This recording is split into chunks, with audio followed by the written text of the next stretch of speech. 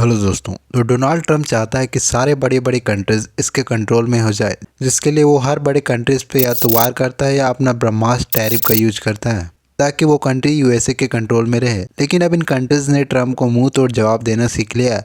Basically अभी Canada के prime minister mark Henry China visit के लिए गए थे, जहाँ पे चाइना के प्रेसिडेंट जिनपिंग और Canadian prime minister mark Henry के बीच ट्रेड डील साइन हुई, जो चाइना कनाडा के रिलेशन को और मजबूत बनाती है। इस ट्रेड डील के बाद ट्रंप मानो बौखला गया है और ट्रंप ने इसको लेकर अपने सोशल मीडिया प्लेटफॉर्म ट्रूथ पे कहा कि अगर गवर्नर कैनरी को लगता है कि वो कनाडा को चीन के लिए एक ड्रॉप ऑफ पोर्ट बना देंगे जहां से चीन अमेरिका में गुड्स एंड प्रोडक्ट भेजेगा, तो घोर गलत फैमिली में। China will eat Canada alive, उसे पूरी तरह से नष्ट कर देगा, including the destruction of their business, social fabric and general way of life.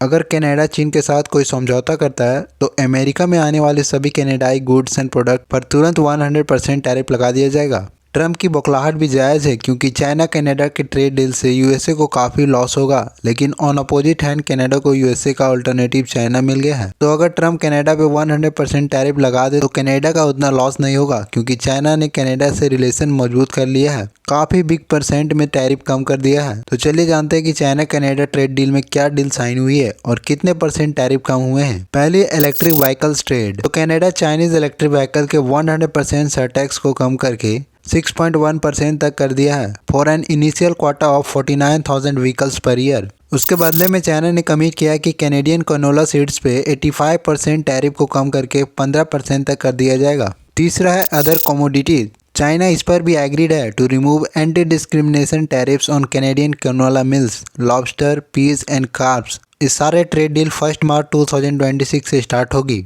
चौथा है ट्रैवल। चाइना ने यह भी कमिटमेंट दिया है to providing visa free access for Canadian travelling to the country. Trump ने कनाडा पे 100% टैरिफ के बारे में कोई टाइमलाइन या अधिक जानकारी नहीं दी है। पिछले साल जब अमेरिका ने कनाडा पर टैरिफ लगाने की धमकी दी थी, तब ट्रंप ने कनाडा को अमेरिका का 51st स्टेट कहना शुरू कर दिया था और मार्क हेनरी को उसका गवर्नर बताया था और संकेत दिया था कि वह पूरे देश को हासिल करने की कोशिश कर सकते हैं। लेकिन अब ट्रंप का सपना टूटता हुआ नजर आ रहा है। तो आज के लिए इतना है दोस्तों, मिलते हैं किसी नए टॉपिक्स पे, तब तक के लिए डू सब्सक्राइब।